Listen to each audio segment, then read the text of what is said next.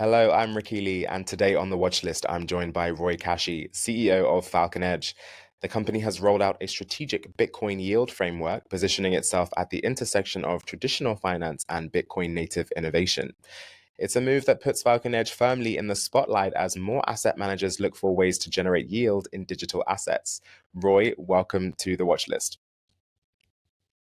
Thank you very much for having me, Ricky. So, Roy, tell us from your perspective, how does the Bitcoin treasury strategy complement your core advisory business? Sure. Our core advisory business is something we're very proud of. Our background is hedge funds and asset management. So we've leveraged off that experience over the years to assist asset managers, not just in traditional finance, but in crypto as well. So over the last 11 years, we've had the first regulated crypto fund in the UK and over $1 billion in assets, which over half are in crypto. So for us, it's very much an area we're familiar with. So we use our Bitcoin balance sheet strategies to help complement the managers that we have under the umbrella as well from our parent firm. And you've reported a 1.29% monthly Bitcoin yield. How do you manage volatility and counterparty risk to make sure that that kind of return is sustainable over the longer term?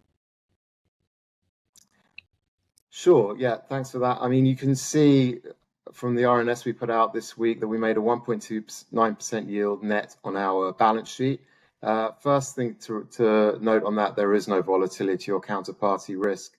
This isn't a trading strategy. It's we allocate our balance sheet Bitcoin into the sister company's first loss fund, where we allocate capital, including our Bitcoin, in either a Bitcoin share class or a fiat share class directly to the managers, but they bear the first loss risk, not us. So this fund has been going for over 5 years and has made money every single month since inception. So it's never made a down month because we're not taking the risk.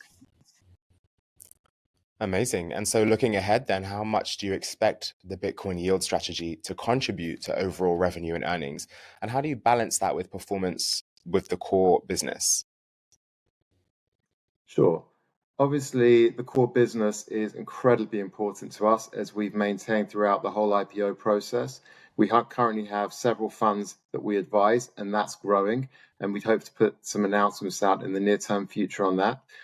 However, the real growth will obviously come from the balance sheet being able to generate a yield. As Bitcoin grows, as we grow our Bitcoin balance sheet, that yield becomes compounding in an overall number. Secondly, we can take Bitcoin from external providers, either in fiat or in Bitcoin, pay a coupon to give them a yield on their Bitcoin that they're currently not getting, and take the difference from what we can make on our yield strategies and deploy that back into buying more Bitcoin for our shareholders. Well, thank you so much for joining us today and taking us through all of that, Roy. It's a pleasure. Thank you for having me. Once again, that is Roy Kashi, CEO of Falconedge. For more on the company's Bitcoin yield framework and advisory services, visit falconedge.co.uk.